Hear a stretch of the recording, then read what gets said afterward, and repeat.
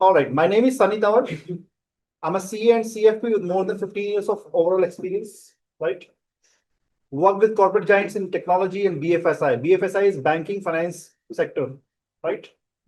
Genpact, AIG, HSBC, and many other companies I work with. Like, and in 2016, I left my job, started with my own practice. I'm in a CA firm practice, business consulting firm practice, with another partner of mine named as NSKT and Co LLP. This is also up and running. This is also working today as well. Business consultancy and CA firm since 2016, right? Now, I have experience in financial planning, taxation, auditing, business consulting and बहुत सारे aspects हो क्योंकि CA किया है उसके बाद job करी है उसके बाद प्रैक्टिस करी है तो बहुत सारा एक्सपीरियंस इन फील्ड्स में है आपको भी हो जाएगा विदेश कोई बड़ी बात नहीं है राइट अब 15 साल बिताए तो कुछ तो लिखूंगा ना right first thing first introductory class है ओरिएंटेशन क्लास है पर I set this straightforward आपको कोई डाउट कुछ पूछना है stop me right then and there and ask ठीक है don't wait for the last कुछ समझ नहीं आ रहा है वहीं रोको वहीं पूछो बाद में भी पूछ सकते हो बेटर आप मुझे रोक के पूछ सकते हो ठीक है क्या करने आए हम किस सेशन के लिए बैठे हैं अभी हम फाइनेंशियल मैनेजमेंट तो कुछ तो पढ़ के आए होंगे आप लोग क्या होता है फाइनेंशियल मैनेजमेंट कोई आइडिया नहीं है मैं बोल दूं फाइनेंशियल मैनेजमेंट चांद पे जाना होता है मान लोगे तो कुछ तो आइडिया होगा ना मैनेजिंग कंपनीज वेल्थ ठीक है हाँ जी online students you could also answer please what is financial management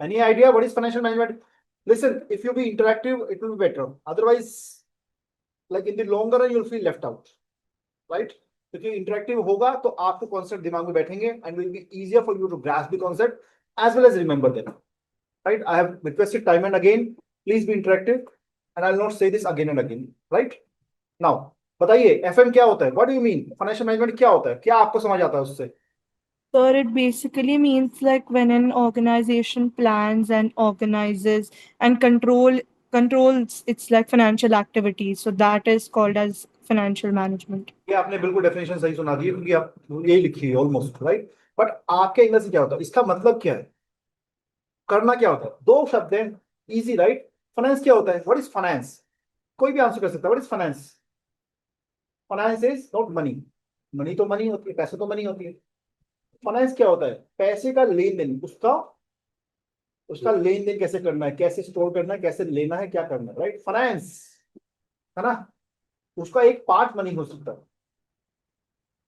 management अब पैसे को कैसे मैनेज करें या पैसे का लेन देन कैसे मैनेज करें that is called as financial management इतना ही सब्जेक्ट है which is as easy as it could be right now this being a subject ये mix of theory as well as practical समझ लेंगे क्लास में if you ask questions if you understand the concept it will be very like it will be a cake walk to be very fair to be a cake walk जहां आपने सोचा नहीं यार देख लेंगे बाद में जाके देख लेंगे रिवाइज नहीं किया it will be very difficult ये this is a two edge sword right it's not a इतना सिंपल नहीं है कि आपने आज नहीं किया 2 महीने बाद देख लिया तो आपको समझ आ जाएगा ऐसा नहीं लेकिन आपने आज करा समझ लिया प्रैक्टिस कर लिया फिर आप भूलोगे नहीं ऐसा सब्जेक्ट है ठीक है जी नाउ विद दिस बैकग्राउंड मुझे एक चीज बताइए आपने 3 4 चीजें पढ़ी आपने अकाउंटिंग करी है ट्वेल्थ में अकाउंटिंग पढ़ी है ग्रेजुएशन में पढ़ी होगी किसने पोस्ट ग्रेजुएशन पढ़ी हुई अकाउंटिंग सबने पढ़ी है guys could you please confirm yes सबने पढ़ी है होता क्या अकाउंटिंग सबने पढ़ी है अब आपने सबने बोला है क्या अकाउंटिंग क्या होता है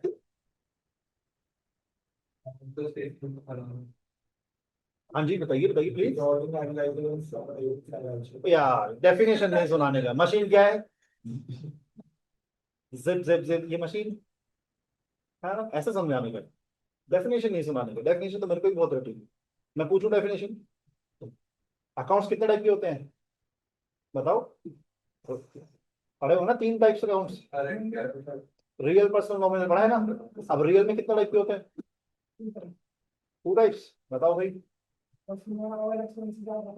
अरे वो नहीं यार कितने टाइप के पर्सन कितने टाइप के होते हैं नहीं पता ठीक है डेफिनेशन नहीं पूछूंगा artificial personal artificial judicial personal पढ़े हैं नहीं पढ़े हैं नहीं पढ़े आपकी बुक में है 11th की बुक खोलिएगा, सेकंड चैप्टर पे जाइएगा, थर्ड पेज पे जाइएगा, मिल जाएगा। मैंने 20 साल पहले पढ़ी थी। मतलब मेरी बुक में भी सेकंड चैप्टर था, आज भी सेकंड चैप्टर में गारंटेड है।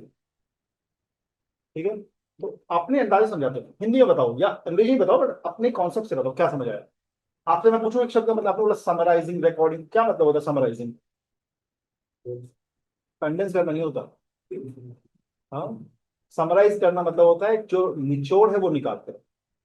कंडेंस करना नहीं। कंडेंस तो मैं मान लो इस पानी को बोतल में निचोड़ दी कि समराइज हो गया, नहीं हुआ ना, right. the gist of it, अगर आप जिस्ट निकाल ले तो दैट इज समराइज। तो अकाउंटिंग क्या होता है? Accounting is recording of transactions, right, जो हिस्टोरिकली हुई है, जो हिस्ट्री में हुई है। कल सेल होगी तो आज रिकॉर्ड नहीं कर दूंगा ना। Clear guys, all of you, online offline. कल सेल हुई होगी तो आज, सॉरी, कल सेल होगी तो आज रिकॉर्ड नहीं कर दूंगा ना। So accounting is all about history, right. Sale या कोई भी ट्रांजेक्शन हो, ट्रांजेक्शन क्या है? ट्रांजेक्शन क्या है? when there is change in assets and liabilities, यही ट्रांजेक्शन होती है सर, यही होती है। हाँ, चेंज मतलब ये नहीं कि असेट लाइबिलिटी कम होंगे तो ही, असेट जाके असेट भी आ सकता है, कुछ तो चेंज होगा तो ही ट्रांजेक्शन होगी, राइट। ऐसे ही होगा ना, मैं उधर आ जाऊं आप इधर आ जाओ, ट्रांजेक्शन तो नहीं है ना ये। मैं आपसे पेन ले लूं, आप मुझसे फोन ले लो, ये ट्रांजेक्शन है। ऑल द ट्रांजेक्शन, उसके रिकॉर्ड कैसे होगी, एंट्री कैसे होगी, जर्नल बनेगा, राइट, लेजर्स बनेंगे, ट्रायल बैलेंस बनेगा, बैलेंस शीट बनेगी, पीएनएल बनेगा। This is accounting. Cash flows बनेंगे, फंड्स फ्लोज बनेंगे, नोट्स टू अकाउंट्स बनेंगे, यही सब बनता है सर, पक्का? ठीक है, दिस इज अकाउंटिंग। क्या फायदा अकाउंटिंग करने का? अरे हो गया, क्या फायदा अकाउंटिंग करने का? सेल हो गई बस मौज काटो। क्यों करते हैं accounting? Why do we do accounting? कोई भी आंसर प्लीज बताइए। देविन, बहुत बढ़िया देवित। एनालाइज करते हैं, बिल्कुल ठीक है सर।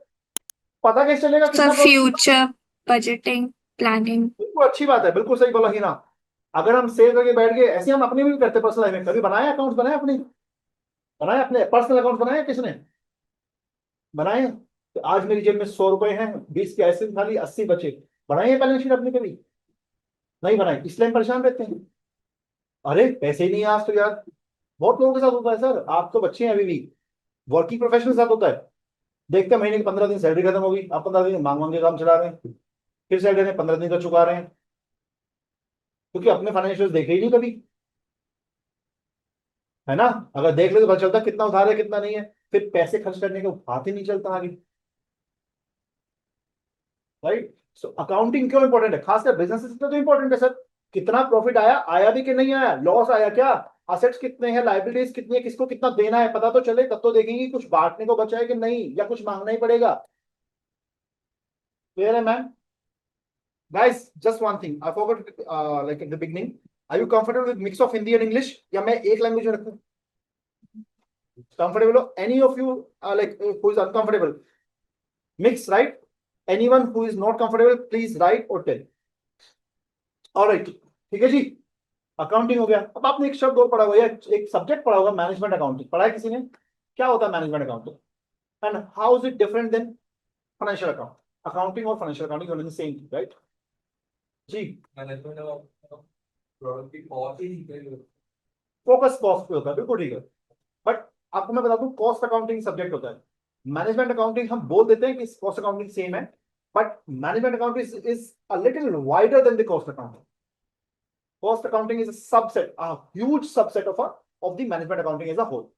ठीक है, मैनेजमेंट के लिए जो अकाउंटिंग करी जाती है, किसके लिए?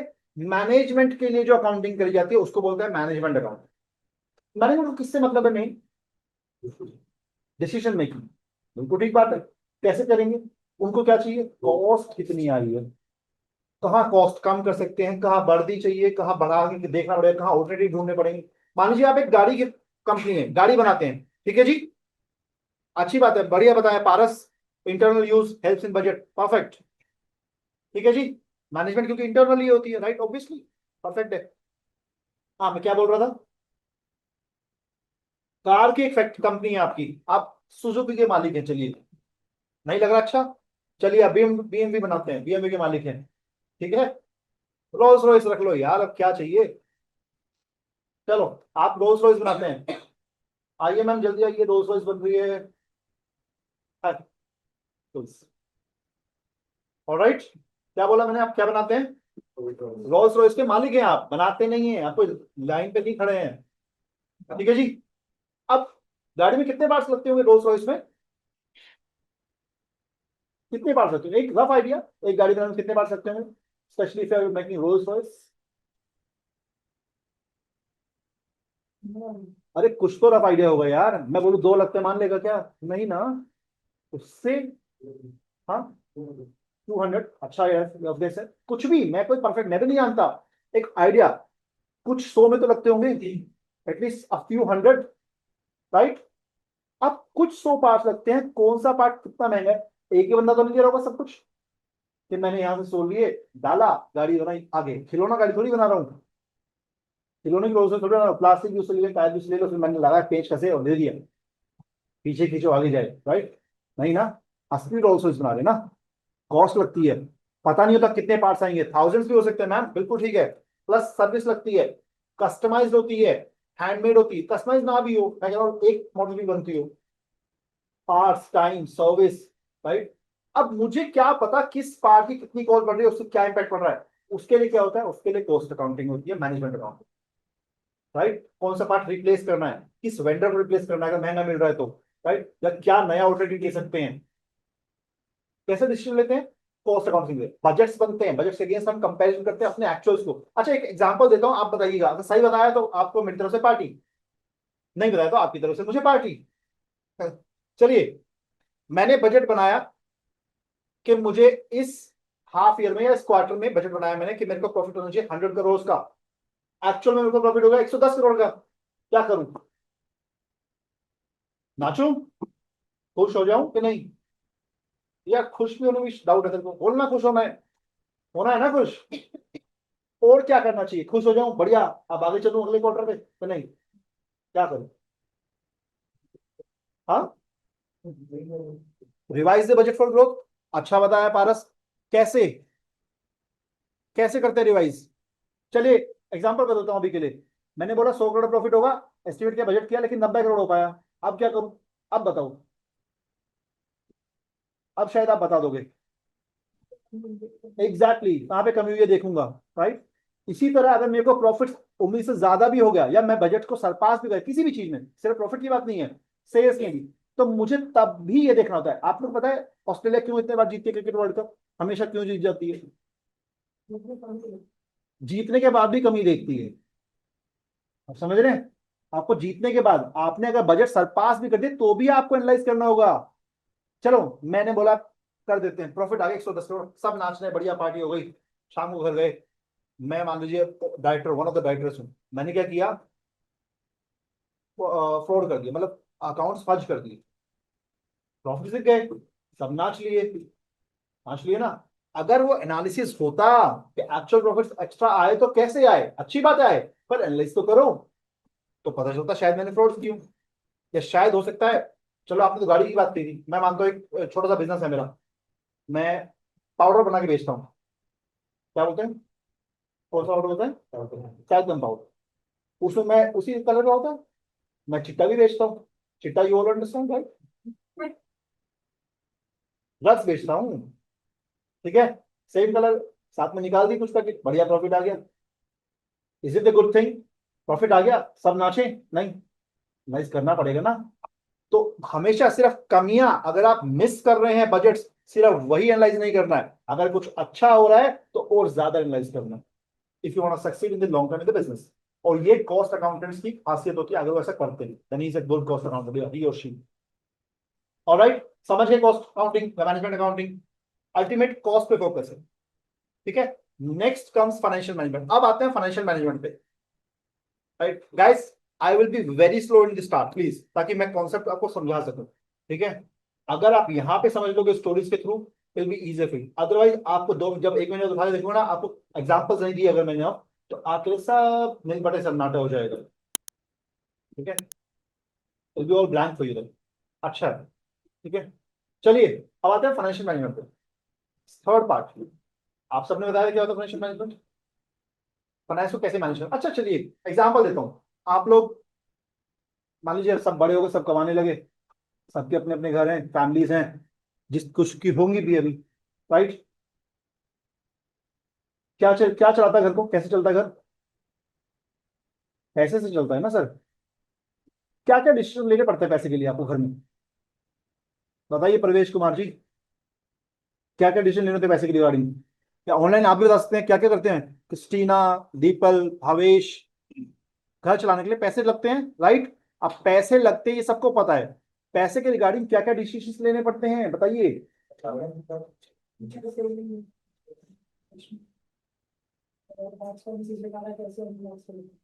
चलिए, आज मेरी नई नई शादी हो गई, मैं भी तो कुछ करता नहीं था, अब मुझे घर चलाने, घर से घर वालों ने बोल दिया अपना घर अपने आप देखो। पहला काम क्या करूंगा? हाँ, रेजिंग फाइनेंस। पहले देखूंगा आएगा पैसा कहाँ से, कुछ काम धंधा करूंगा, कुछ करूंगा तब तो पैसा आएगा। फर्स्ट थिंग इज कहाँ से आएगा, और साथ में क्वेश्चन आएगा कितना चाहिए। मैं जॉब कर लूं 20,000 रुपए की, मेरे को घर में खर्चा 50,000 रुपए का, क्या करूंगा? राइट? क्वेश्चन क्या है, कितना चाहिए, कहां से आएगा। पहला क्वेश्चन हो गया, इसको क्या बोलते हैं, रेजिंग द फाइनेंस या सोर्स ऑफ फाइनेंसेस। ठीक है, ये क्वेश्चन आ गया। नेक्स्ट क्वेश्चन क्या आता है, अब अपने आप से देख लो, आपने घर चलाना है। नेक्स्ट क्वेश्चन क्या आएगा, उसको डेट मतलब बनाना। डिफरेंशिएट कैसे करेंगे कि कितना इन्वेस्ट करना है, कितना एक्सपेंसिव कहाँ है। कहाँ सेव करना है, राइट? बजट करना पड़ेगा, कितना किसी में जाएगा, बजट कितना किसी में जाएगा, राशन में कितना जाएगा, कोई गाड़ी खरीदने में उतना कितना जाएगा, राइट? कहाँ कैसी चीज खर्च होगी, राइट? इसको क्या बोलते हैं, बिजनेस में इसको बोलते हैं इन्वेस्टमेंट डिसीजन। बहुत लेमन पे आके समझा रहा हूँ आपको, ठीक है? थर्ड क्या आएगा, अब पैसा मान लीजिए मेरे को कम पड़ रहा था, थोड़ा मैं उधार भी ले लिया, तो उसका कॉस्ट भी तो होगी ना, चुकाना ही पड़ेगा। तो मुझे देना क्या है, इसी तरह बिजनेस में क्या करते हैं, इक्विटी रेस किया तो डिविडेंड देना है, राइट? लोन्स रेस किया तो इंटरेस्ट देना है।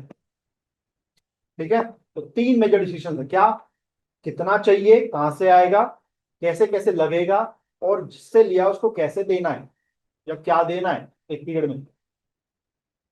यही तीन डिसीजन होते हैं पैसे रिगार्डिंग, चाहे अपने बारे में देख लो चाहे बिजनेस के बारे में, इससे ज्यादा कुछ नहीं होता। प्लस रिस्क देखनी है कि इक्विटी रेस करे तो क्या रिस्क है, डेट रेस करे तो क्या रिस्क है, या लोन्स ले तो क्या रिस्क है, राइट? फाइनेंस के सोर्सेज के अगेंस्ट क्या क्या रिस्क है बिजनेस। ठीक है, मान लीजिए आपका बिजनेस है, बढ़िया बिजनेस है, आप 10% रेट रिटर्न कमा रहे हैं उसको बिजनेस में, कितना पैसा लगाते हैं, 10% कमा लेते हैं। अब क्या आप लोन लेंगे 12% के हिसाब से बिजनेस में लगाएंगे? नहीं लगाएंगे, क्योंकि आपको 2% जेब से देना पड़ेगा। आप क्या सोच सकते हैं कि यार मैं इक्विटी रेस करके देखता हूँ, हो सकता है 6-8% डिविडेंड देने के बाद मेरे को 2% कुछ बची जाए। आपका बिजनेस है, आप 50% कमा रहे हैं, अब आप इक्विटी देना चाहेंगे लोगों को? मैं क्यों दूं, 50% कमा लेंगे बिना मतलब के। लोन लेता हूँ 12%, 14%, 10% पे, राइट? बाकी 40% अपने पास या जो भी करंट शेयर होल्डर है उनके पास। इस चीज है रिस्क रिवॉर्ड्स। ठीक है, इससे बाहर कुछ नहीं है financial management, this is it. अब थोड़ा टर्म समझ लेते हैं, थोड़े कॉन्सेप्ट देख लेते हैं क्या है, दो चार खेल तो होते ही है ना किसी भी चीज में, है ना? चलिए अब शुरू करो। कोई क्वेश्चन है, कोई डाउट है अभी तक किसी को, एनी डाउट, एनी क्वेश्चन? अच्छा है Paras, you're writing it down, budget बनाइए, कॉस्ट ऑफ कैपिटल, अच्छी बात है, राइट, गुड। हाँ जी, एनी डाउट टिल नाउ? नहीं?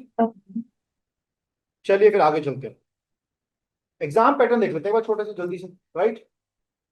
3 घंटे का एग्जाम है सर, कंप्यूटर बेस्ड एग्जाम है, घर से बैठ के देना है।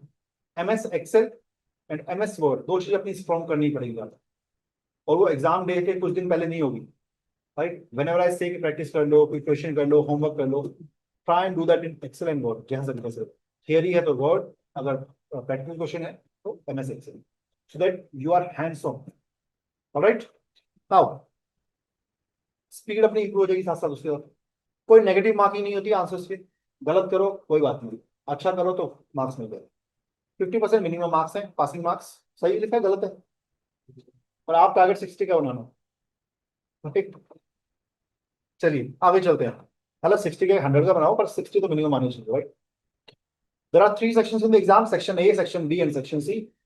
क्या नई बात बताइए मैंने, 3 सेक्शन है और A B C, है ना? A B D नहीं है, देखा? That simple. चलिए, सेक्शन ए में 15 क्वेश्चन है, 2-2 मार्क्स पे ईच, ऑब्जेक्टिव टाइप क्वेश्चन है। सेक्शन बी में 3 क्वेश्चन है, 3 क्वेश्चन, 10 मार्क्स ईच, लेकिन हर क्वेश्चन में 5 सब क्वेश्चन। एक कॉन्सेप्ट होगा, उसके रिगार्डिंग 5 क्वेश्चन देंगे, तो अल्टीमेटली कितने क्वेश्चन हो गए? 15 ही क्वेश्चन हो गए, 2-2 मार्क्स के, right? But to look at this, 3 question आएंगे 10-10 मार्क्स के, ठीक है जी। सेक्शन सी सब्जेक्ट, 2 ऑब्जेक्टिव हो गए। सेक्शन सी सब्जेक्ट 40 मार्क्स का है, 20 मार्क्स का एक क्वेश्चन है, 2 क्वेश्चन है। सब्जेक्ट आपको एक्सप्लेन करना पड़ेगा, प्रैक्टिकल है तो सॉल्व करना पड़ेगा सारे स्टेप्स के साथ, अगर थियरी है तो पूरा लिखना पड़ेगा। Clear? Now cramming will not help much in this subject. बहुत सब्जेक्ट होंगे जिसमें क्रैमिंग हेल्प कर जाएगी। एथिक्स है ना, नॉलेज लेवल पे एथिक्स है। स्किल्स लेवल पे स्किल्स चेक करनी है। क्रैमिंग बहुत ज्यादा हेल्प नहीं करेगी, 5-7-10% से ज्यादा नहीं करेगी, कॉन्सेप्ट समझ नहीं करेगी। ठीक है जी। मैं what's your name? Tanisha. Hi. ठीक है जी।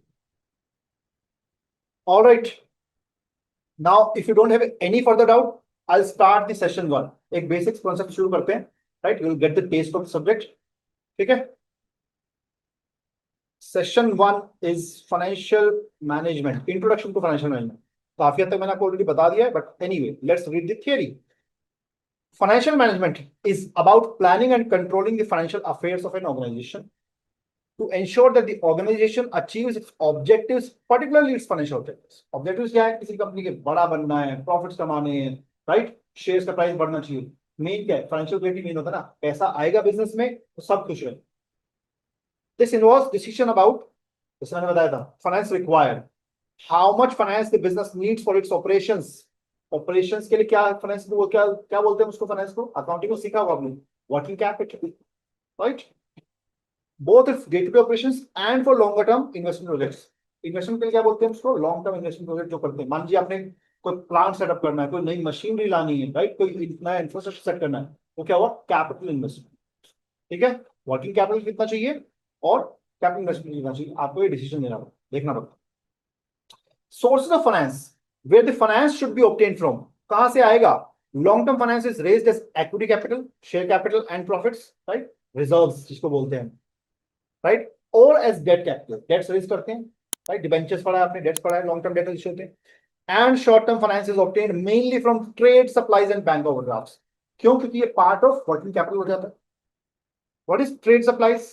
सप्लायर्स जो हमारे सप्लायर्स हैं, जो हमारे क्रेडिटर्स हैं, right? Plus bank overdrafts. Short term finance bank overdraft से बहुत कॉमन फंडिंग है।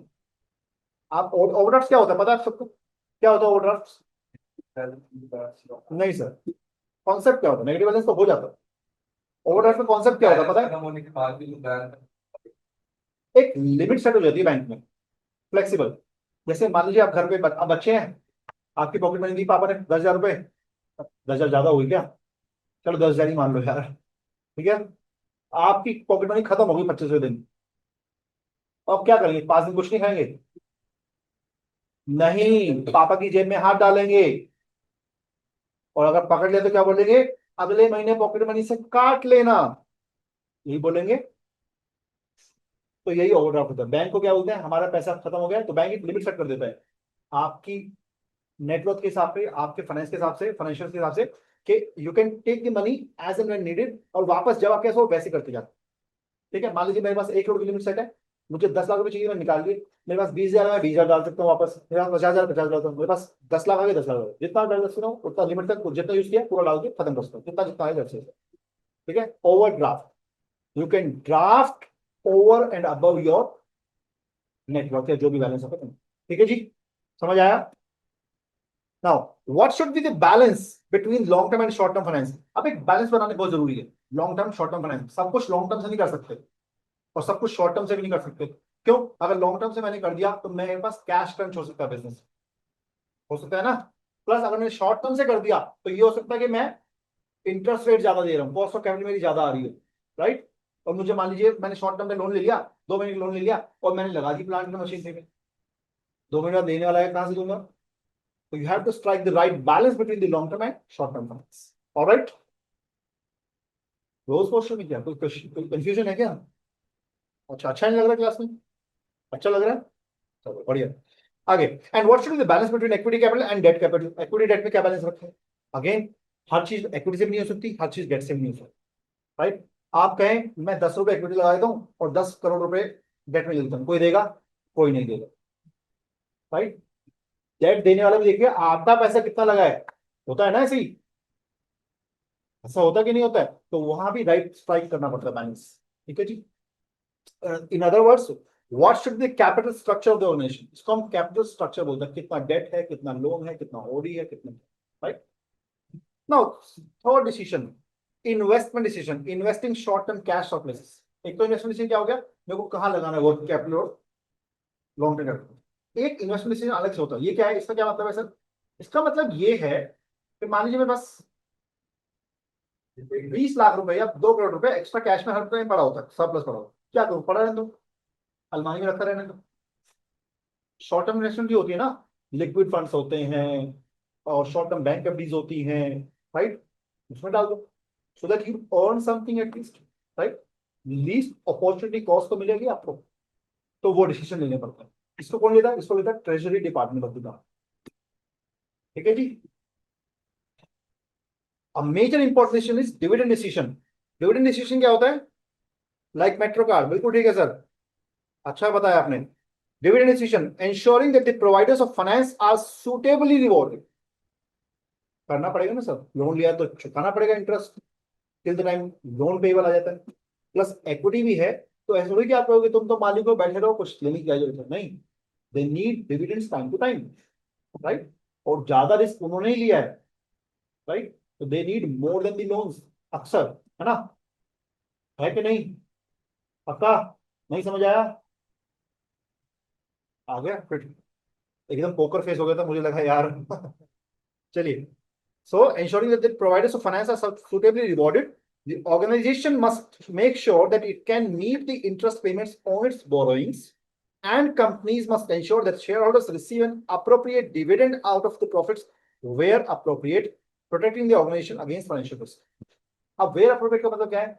मान लीजिए आपको कुछ, आपके पास प्रॉफिट तो आ रहा है कंपनी बिजनेस में, लेकिन आपको लगता है यार मुझे अगले 1 साल में या 2 साल में मुझे और प्लान या एक और रीजन कवर करना, कुछ नया इन्वेस्टमेंट करना, तो जरूरी नहीं कि मैं इंटरेस्ट डिविडेंड ही देता हूँ, या डिविडेंड दूंगी तो कम कर सकता हूँ, क्यों? क्योंकि मुझे अपनी रिजर्व बढ़ाना था कि मैं इन्वेस्टमेंट कर सकूँ, तो डिसीजन लेना पड़ता है कब, कितना, कैसे, क्यों देना। आप शेयर होल्डर्स मानेंगे तो है नहीं इतनी आसानी से, तो एनुअल रिपोर्ट्स होती हैं, एजीएम्स होती हैं, उसमें आप बस उन्हें जस्टिफाई करना पड़ता है, ठीक है?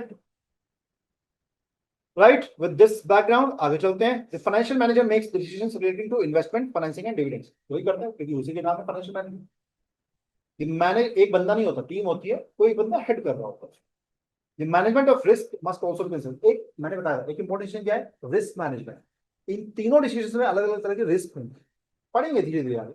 वो रिस्क मैनेजमेंट भी एक इंपॉर्टेंट डिसीजन, राइट? बिना रिस्क मैनेज किए आप कोई डिसीजन नहीं ले सकते। जैसे मैंने बताया था, आपने सोचा यार, चलो एग्जाम्पल आप पे देता हूँ, आपने सोचा आपने अपने दोस्त को दिए 1 लाख रुपए उधार, उसके मतलब अभी बस 10 दिन में देता हूं, अभी कौन सा दोस्त 10 दिन में पैसे देता है चलो फिर भी आपने सोचा दे देगा, अच्छा दोस्त है, आपने मार्केट से किसी और से लेके दिया आपके पास, आपका दोस्त टाल रहा है टाल रहा है टाल रहा है, अब क्या होगा? आप इंटरेस्ट भी भरोगे, उधर वो पैसे भी नहीं देगा, राइट? इंटरेस्ट क्या, फिर आपको शायद वो मांग भी पैसे ही मांग ले वापस 10 दिन बाद किससे लिए आपने, तो क्या होगा? रिस्क मैनेज करना पड़ेगा आपको, देखना पड़ेगा दोस्त देने लायक है कि नहीं है, या मैं कहीं अपने पास से दूं, या फिर इसे कैसे ऐसे सोर्स से लेके देता हूँ जो मेरे को कम से कम 2 महीने तक ना मांगे। दोस्त ने 10 दिन बोला, 2 महीने तो लेगा ही, भाई। तो सिंपल रिस्क मैनेजमेंट डिसीजन। इसी तरह हम बिजनेस में भी हो सकता है कि अगर मैं कोई पैसा ले रहा हूँ, ऐसे सोर्स से लूँ कि मेरे को एकदम से परेशानी ना हो बाद में, ठीक है? मेरा प्रोजेक्ट हो सकता फेल भी हो जाए, हो सकता रिटर्न ना आए, तो मेरे को देखना पड़ेगा क्या मैं इक्विटी का पैसा ज्यादा लगाऊं या मैं लोन ज्यादा लूँ। हो सकता मैंने कोई वायबिलिटी रिपोर्ट बनाई बिजनेस की, कोई प्रोस्पेक्टिव बिजनेस नया शुरू कर रहा हूँ, उसमें लगता है अच्छा बिजनेस प्रॉफिट आ जाएगा, तो हो सकता मैं लोन ज्यादा रख लूँ, right? All these are risk regarding finance, ठीक है जी? तो ये सब भी मैनेज करना पड़ता है। Any doubt, any question till now? All clear? Done. Next कुछ क्वेश्चंस देख लेते हैं फटाफट से। Question 1, define financial management. अब क्या डिफाइन करें? The management of the finances of an organisation, यही पढ़ा था हमने ऊपर। In order to achieve the financial objectives of the organisation. क्यों फाइनेंशियल ऑब्जेक्टिव? बहुत सारे ऑब्जेक्टिव और भी उसके फाइनेंशियल है, लेकिन हम क्या पढ़ रहे हैं? Financial management. तो मेन क्या है? Financial objectives. Alright, question 2, what three broad types of decisions does financial management involve? अभी तो पढ़ के आए हैं, investment, financing and dividend, right? Financial control, now what is financial control? Next, financial control of the financial manager, sorry, the control function of the financial manager becomes relevant for funding which has been raised. Funding जो raise किया उस पर control रखना। आगे पढ़ते हैं, are the various activities of the organisation meeting its objectives? Sir हमने जिस पर्पज से पैसा लिया था क्या उसी पर्पज से लग रहा है? इम्पोर्टेंट है कि नहीं है? मान लीजिए मैंने एक पैसा लिया था लॉन्ग टर्म इन्वेस्टमेंट के लिए, मैंने उसको शेयर मार्केट में लगा दिया, is this the right way? Right use नहीं हुआ ना, तो ये देखना पड़ेगा, फाइनेंस पे कंट्रोल रखना पड़ेगा। वो क्या होता है? उसी बोलते हैं फाइनेंशियल कंट्रोल। जो पैसा जहां से आया वो वहीं यूज हो रहा है कि नहीं हो रहा है, for its intended purpose, right? Are assets being used efficiently? कैसे? मान लीजिए मैंने सोचा था एक प्लांट लगाता हूँ, उसको फुल कैपेसिटी चलाऊंगा, मेरे को लगता सेल हो जाएगी, लेकिन मैं उसको सिर्फ 10% कैपेसिटी पे चला रहा हूँ, तो इंटरेस्ट जा रहा है उस पर, लोन लेके लगाया वो तो, या कॉस्ट ऑफ कैपिटल जा ही रही है, इंटरेस्ट लोन भी लिया वो तो, कुछ तो कॉस्ट ऑफ कैपिटल होगी ना, वो तो जा रही है, यूज में कर नहीं पा रहा, लॉस हो रहा है। देखना पड़ेगा जो भी एसेट्स मैंने लिए हैं एफिशिएंट यूज हो रहे कि नहीं हो रहे, right? Answer these questions the financial manager may compare data on actual performance with forecast. यही तरीका होता है यार, फोरकास्ट बनते हैं, बजट बनते हैं, फिर उससे कंपैरिजन करते हैं एक्चुअल में, और टोटल में नहीं करते कंपैरिजन, सिर्फ जैसे मैंने बताया सिर्फ प्रॉफिट कंपैरिजन करेंगे, देखेंगे उसके पार्ट्स क्या है, उसके कंपोनेंट्स क्या है, कहाँ पे नुकसान हुआ है, कहाँ पे ज्यादा अच्छा किया है, कहाँ पे क्या कमी रही है, राइट? करके क्या करते हैं, कंपैरिजन करके क्या करेंगे? जहां जहां पे इंप्रूवमेंट की जरूरत है वहां इंप्रूव करेंगे, नए बजट्स बनाएंगे, रिवाइज बजट्स बनाएंगे आगे के लिए, है ना? चलिए next, question number 3, the financial manager should identify surplus assets and dispose of them. Why? करना चाहिए कि नहीं करना चाहिए? जितने सरप्लस असेट्स हैं उन्हें निकाल दो, करना चाहिए नहीं करना चाहिए? हाँ या ना? सब ऑनलाइन भी प्लीज, करना चाहिए? क्यों करना चाहिए? इससे पहले उसकी वैल्यू डेप्रिशिएट हो जाए चलो मैं डेप्रिशिएट नहीं हो रही, सोना खरीद रखा है मैंने, अब बताओ। सो कॉस्ट और बेनिफिट देखेंगे, अगर हमें उससे बेनिफिट कम मिल रहा है। बिल्कुल ठीक बात है, cost and benefit analysis CNP करेंगे ये सब, राइट? मान लीजिए मैंने लोन लेके लैंड खरीद दी, मस्त पड़ी है, क्रिकेट खेलने जाता हूँ संडे के संडे बस, is right, is the wise decision? नहीं ना, तो ये देखना पड़ता है कि कौन सा असेट मेरे को उसकी कॉस्ट ज्यादा जाएगी जबकि उसके रिवॉर्ड्स कम, ये देखना पड़ता है, राइट? और सरप्लस का मतलब यही है कि एक्स्ट्रा पड़ा हुआ है तो इतना बेनिफिट नहीं। चलिए आगे देखते हैं, सॉल्यूशन देखते हैं। A surplus asset earns no returns for the business, और the returns are very very minimal. The business is likely to be paying the cost of capital, है ना, in respect of the money। आप ये मत सोचिए कि loan लेंगे तो ही कॉस्ट लगेगी, सर अगर इक्विटी का पैसा लगा तो भी उसकी कॉस्ट है, डिविडेंड देना पड़ता है, आप एक साल नहीं दोगे दूसरे साल मांगेंगे, ठीक है जी? In respect of the money tied up in the asset, that is the money which you can realize by selling it। ठीक है, रिलायंस का केस है, रिलायंस के पास जामनगर रिफाइनरी के पास बहुत सारी लैंड पड़ी थी, बहुत सारी लैंड पड़ी, अभी पड़ी है, बट उसका क्या करते थे, बुक्स में दिखाते कॉस्ट पे, और एक्चुअल वैल्यू उसकी थी कम से कम उसके 100 गुना ज्यादा। जामनगर में बहुत लोगों ने प्रोटेस्ट किया कि बहुत सारा पोल्यूशन हो रहा है, पोल्यूशन हो रहा है, पोल्यूशन हो रहा है, आप कुछ करो, तो सरकार ने बोला आप यहाँ पे पेड़ लगाओ, पेड़। तो रिलायंस बिंग रिलायंस, आम के पेड़ लगा दिए। Today Reliance is the largest exporter of mango in the world, mangoes, ठीक है? आपको देखना पड़ेगा, इज इट रिक्वायर्ड? उनके रिक्वायर्ड था, उनको रखनी पड़ती है लैंड आसपास, क्योंकि पोल्यूट होती है, क्योंकि वहां पे आप हैबिटेट नहीं कर बना सकते, राइट? लोगों को नहीं बसा सकते। Now, if surplus assets are sold, the business may be able to invest the cash realized in more productive ways। अगर लगता है इस asset से कुछ नहीं आ रहा, बेचो, पैसा आएगा कहीं और इन्वेस्ट करो, और alternatively it may use the cash to cut its liabilities, या liabilities चुका दो, उधार चुका दो उस पैसे से। Either way, it will enhance the return on capital employed for the business as a whole, right? Correct? आगे, although selling surplus assets yields short-term benefits, the business should not jeopardize its activities in the medium or the long term by disposing of productive capacity until the likelihood of it being required in the future has been fully assessed। अब मैं आपको example दिया था, मैंने plant लगाया हुआ है, 10% capacity पे चल रहा है, 2 साल हो गए, बेच दूं प्लांट, डिसमेंटल करूं, पैसा चुकाऊं लोगों का? बताओ सर, हाँ या ना? नहीं कि क्या करूं? कैसे चला दूं, बिकेगा नहीं आगे, मान अगर ऐसा लगा। कैपेसिटी नहीं है। कैपेसिटी मतलब क्या होता है कि बनाने की क्षमता है, बट बनाऊंगा तब जब बिकने के चांसेस होंगे, डिमांड। डिमांड नहीं थी। अगर मुझे लगता है 2 साल हो गए, कोई बात नहीं, नई इंडस्ट्री में घुसा हूं, टाइम लगेगा, लेकिन मुझे लगता है कि आगे की रिपोर्ट ऐसी है I can sell the assets, कि आगे कैपेसिटी यूज होगी, अगले 2 साल में या 1 साल में कैपेसिटी यूज होगी 50%, फिर धीरे धीरे 100% जा सकता है। इस टाइम पे क्या मुझे बेचना चाहिए ऐसे और पैसे चुका देनी चाहिए? नहीं, मुझे रखना चाहिए, राइट। तो आपको देखना पड़ेगा कि ऐसा ना हो कि आप अपनी बिजनेस ही खराब कर लो, तो यार शॉर्ट टर्म बेनिफिट लो, तो अभी तो यार पहुंच जा रही है, बेच देता हूँ यार, राइट। तो डिसीजन हमेशा लॉन्ग टर्म को ध्यान रखे करना पड़ता है ना, ऐसा नहीं कि अभी फायदा हो रहा है फटाफट बेच देता हूँ। ठीक है, हम करते भी ऐसा, सोना महंगा हो गया, बेच दो बेच दो बेच दो बेच दो, करते हैं ना कई बार ऐसा। ये देखना पड़ेगा लॉन्ग टर्म में क्या है, उसकी रिक्वायरमेंट है नहीं है, करते हैं, हम पर्सनली भी करते हैं ऐसा। तो जो भी आप ऐसा पैसा बेचना चाहो सरप्लस, पहले ये एनालाइज कर लो कि उसकी मुझे लॉन्ग टर्म में बेनिफिट होंगे कि नहीं होंगे, या सिर्फ शॉर्ट टर्म बेनिफिट देख के मैं उसको सेल करता हूं। ठीक है जी, चलिए। Financial management accounting and financial accounting, although I explained it to you, but एक बार पढ़ लेते हैं फटाफट से। Financial accounting is concerned primarily with maintaining a system of accounts, the ledger accounts, and preparing financial statements for shareholders and other external users of financial information. We call it financial reporting, है ना। सबके लिए होता है, external users के लिए होता है, मेजरली गवर्नमेंट के लिए होता है, डिपार्टमेंट्स के लिए, टैक्सेशन अथॉरिटीज के लिए होता है, शेयर होल्डर्स के लिए होता है, स्टेक होल्डर्स के लिए होता है, इन्वेस्टर्स के लिए होता है, right. Next, management accountants provide information both mainly financial but also non financial. मैंने बताया था mainly financial but also non financial. कुछ ऐसी रिपोर्ट भी होती है, कुछ मैनेजमेंट अकाउंट में ऐसी रिपोर्ट भी आती है जो मैनेजमेंट को डिसीजन लेने में हेल्प करती है, लेकिन फाइनेंशियल को लेने देना नहीं होता।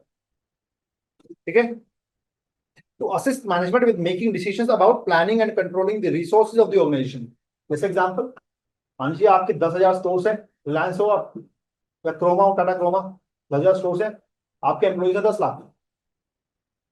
अब आपको लगता है एक जगह पे कुछ एम्प्लॉइज की रिक्वायर्ड पड़ी, 10 एम्प्लॉइज की रिक्वायरमेंट पड़ी, आप और नई हायरिंग करने चल दोगे? नई हायरिंग करोगे ना? नहीं करोगे सर, पहले देखोगे मेरे कहीं और एक्स्ट्रा तो नहीं बैठे हैं बेकार में, राइट। तो ये भी किसका काम है? ये मैनेजमेंट अकाउंटिंग का काम है। भाई मैंने बोला था cost accounting is a subset, an important subset, but a subset of management accounting, right? Whereas financial accounting is concerned largely with reporting externally about historical performance, sales पीछे होगी, transaction पीछे होगी, right? And management accounting is concerned with internal reporting, ये अंदर के लिए होता है, मैनेजमेंट के लिए होता है, ताकि डिसीजंस या स्टेप्स इंप्रूव हो सके, बिजनेस इंप्रूव हो सके, reporting to decision makers within the organizations, right? Management accounting information might be either historical or forward looking in nature, दोनों हो सकती है क्या? कैसे? फाइनेंशियल अकाउंटिंग तो हिस्टोरिकल है, समझ आती है, मैनेजमेंट अकाउंटिंग हिस्टोरिकल और फॉरवर्ड लुकिंग, बोथ कैसे हो सकती है? बिल्कुल, पीछे के देखते हैं फिर आगे प्लानिंग करते हैं, both historical as well as forward looking. Essentially, however, both financial accounting and management accounting are concerned with the provision and reporting of information. यही तो काम है दोनों में। चलिए, financial management next. Third is financial management is different. As its name suggests, it is concerned mainly with managing the finances of an organization, raising finance and putting it to efficient and effective use by investing it. Financial managers have a management function as well as an advisory function to senior management. Manage तो करना ही है finance, तो management function हो गया, plus advice भी तो करना है। सर हमें यहाँ से रेस करना है। अब टॉप लेवल जो बैठे हैं वो फाइनेंस में एक्सपर्ट नहीं होंगे, हो सकता है ना, आपको बताना सर लोन लेना फायदेमंद रहेगा या लोन की कंपेरिजन रेट क्या मिल रहा है। हमारे को मान लीजिए 5 बैंक से कोटेशन आ गई, हमें आगे रिपोर्ट देनी पड़ेगा किस बैंक से लेना सस्ता पड़ रहा है, राइट। तो एडवाइजरी रोल भी होगा। ठीक है जी, any doubt, anyone, any questions? चलें यार, या तो ऑल क्लियर है या ऑल क्लियर है, समझ आया ना आपको फर्क? चलिए, financial objectives, corporate objectives and corporate strategy. Corporate objectives क्या होते हैं? Corporate objectives are those which are concerned with the firm as a whole. Business के ऑब्जेक्टिव्स क्या है? बिजनेस के objective, major objective financial objective ही होगा, बट उसके अलावा बहुत ऑब्जेक्टिव हो सकते हैं सर, राइट। अब आप सोचिए मुकेश अंबानी का ऑब्जेक्टिव क्या है? पैसा कमाना ऑब्जेक्टिव है? बताइए। नहीं है सर, अब नहीं है, पैसा तो आ ही रहा है, वेल्थ मैक्सिमाइजेशन तो है ही मैम, वो भी पैसा हो गया ना। अब क्या है? नए नए इंडस्ट्री में जाके ट्रांसफॉर्मेशन करना, तबाही मचाना। रिलायंस ने जियो लाया, उसके बाद पैसे नहीं थे क्या? पूरी इंडस्ट्री डिस्टर्ब कर दी ना, टेलीकम्युनिकेशन की। हम्म पता है आपको? Reliance is the biggest refinery in the world आज की डेट में ऑयल की, पता है आपको ये बात? जबकि ऑयल होता नहीं इंडिया में, क्रूड ऑयल, नारियल तेल की बात नहीं कर रहा मैं। ठीक है, तो नई नई इंडस्ट्री में घुसना, डिस्टर्ब कर देना। एक टाइम के बाद आपको पावर चाहिए होती है, आपके और ऑब्जेक्टिव्स होते हैं, सोशल रिस्पॉन्सिबिलिटी हो सकता है, कोई चाहेगा इतना बड़ा बिजनेस हो गया, अब मैं कुछ कॉर्पोरेट, मैं एज ए कॉर्पोरेट कुछ सोसाइटी के लिए करता हूँ, बहुत ऑब्जेक्टिव हो सकते हैं sir, right? Finance being the major objective, financial objective तो होगा ही होगा किसी बिजनेस में, बट और ऑब्जेक्टिव्स भी हो सकते हैं एडिशनली। ठीक है जी। तो corporate objectives are those which are concerned with the firm as a whole. Objective should be explicit, साफ साफ पता होने चाहिए। पढ़ा है? मिशन, विजन, स्टेटमेंट होती है बिजनेस की, क्लियर होता है ना? क्या है एलआईसी की, क्या है? जिंदगी के साथ भी, जिंदगी के बाद भी, right? So tagline is very important, आपको पूरा मिशन या विजन दिख जाता है उसमें। ठीक है जी। A corporate objective is a purpose or aim that a company is trying to achieve. Financial targets may include targets for earnings. कैसे अर्निंग्स बढ़ानी है? अर्निंग्स पर शेयर कैसे बढ़ाना है? Dividend per share, gearing level, gearing level मतलब होता है कितना आप लोन पे खेलते हो, कितना आप डेट्स पे खेलते हो, राइट? 1 रुपया आपने लगाया है तो डेट कितना जा कितना है, उससे अगेंस्ट 2 रुपए है, 1.5 रुपया है कि 50 पैसा है? Clear? Profit retention, profit retain करना है कि बांट देना है? कुछ बिजनेस ऐसे होते हैं जहां प्रॉफिट बांट दिया जाता है, क्यों? क्योंकि उसमें लगता है मैच्योरिटी आ गई, सेचुरेशन आ गया बिजनेस। आईटीसी, पता कितना कैश है उसके पास? 10 साल धंधा ना करे तो भी उतना डिविडेंड बांट सकती है आराम से, इतना बांटती है आदमी। क्यों? क्योंकि सिगरेट बनाती है और सब पीते हैं, राइट? तो कैश रिच कंपनी, कुछ कैश रिच बिजनेस होते हैं जहां पे होता है सैचुरेशन आ गया मार्केट में। अब क्या सिगरेट में क्या कुछ नहीं, गोल्ड की थिंग अलग है, क्या है? सैचुरेशन आ गई चीजों में।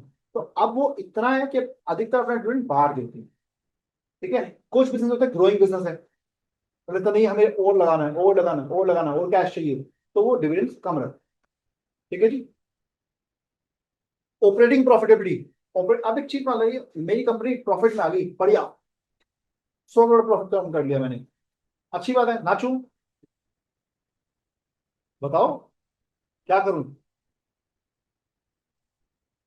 चलिए मेरी कंपनी 100 करोड़ प्रॉफिट में आई, क्या करूं? नाचू या कुछ और करना है मुझे साथ में? नाचू इन द सेंस, मतलब समोसा खाना, ये नहीं बोल रहा मैं, बट पर बेसिकली क्या करना चाहिए मुझे? एनालाइज करना है मैम पहले तो, अभी बताया था मैंने। तो क्यों आया? पता चला मैंने तो लैंड बेच के प्रॉफिट कमाया है, बिजनेस में तो कुछ आया ही नहीं। हो सकता है ना?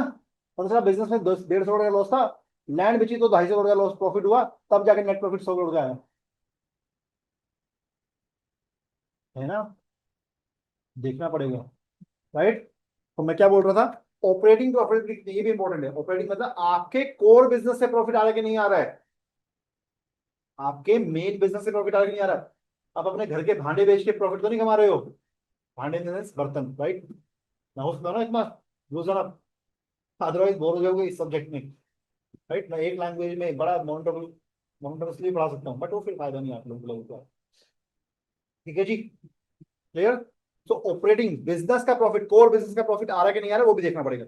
Now the main corporate objective is express as financial objective, बताया था मैंने, मेन तो फाइनेंशियल ही है, such as maximising the shareholders wealth और maximising profits. Quantified targets can be established for some financial objectives. इतना इतना, मुझे हर साल मान लीजिए 10% ग्रोथ चाहिए, या हर 6 महीने मुझे 4%, 5% ग्रोथ चाहिए, टारगेट सेट करे जाते हैं। Such as targets of increasing profits by at least 10% per year for next 10 years. Time निकालना, बोर हो गया, पक्का सच में बोर हो गया। Plans are formulated for the achievement of the corporate objectives. Simple. In a large company, longer term plans are formulated as strategies, for which shorter term plans are then prepared. Sir आप एक long term plan बनाते हो, उसको achieve करने के लिए आपने सुना है ना, गोल्स और ऑब्जेक्टिव में फर्क पता है आपको? गोल्स एंड ऑब्जेक्टिव में फर्क पता है आपको गाइस? क्या होता है बताओ फिर, हाँ ये तो बताओ। long term. Goals final goals होते हैं, इंपॉर्टेंट माइलस्टोन्स होते हैं, ऑब्जेक्टिव्स होते हैं, बीच बीच में छोटे छोटे पत्थर। मान लीजिए मैराथन मेरा गोल है, राइट, बीच में 1 किलोमीटर 2 किलोमीटर वो आएगा, वो क्या है ऑब्जेक्टिव, राइट। तो इसी तरह लॉन्ग टर्म प्लान्स बनते हैं, उन लॉन्ग टर्म प्लान्स को रीच करने के लिए छोटे छोटे से बनते हैं। जैसे आपने क्या लॉन्ग टर्म प्लान है, पीसीसी करना है, कैसे करना है, एक ही दिन सारे पेपर दे आओगे नहीं, एक पेपर करके निकालना है, ये क्या आपके लिए ऑब्जेक्टिव है या शॉर्ट टर्म प्लान्स है उस लॉन्ग टर्म गोल को अचीव करने के लिए। ऐसे बिजनेस में बनता है कि मुझे 10 साल बाद रिलायंस का टक्कर देना है ऑयल इंडस्ट्री में, तो मैं, या 20 साल बाद देना है, तो मैं आज से ही देखूंगा 1 साल मुझे कहाँ होना है, 2 साल बाद मुझे कहाँ होना है, 3 साल बाद मुझे कहाँ होना है, right. Done, clear, clear. Now setting the financial goals, sorry, objectives and financial targets of a company for a company is therefore the initial stage in an extensive process of strategy formulation and implementation. Simple सी बात है sir, करना ही पड़ेगा। Main क्या है, तरीके, goals छोटे छोटे बनाने। चलिए आगे बढ़ते हैं।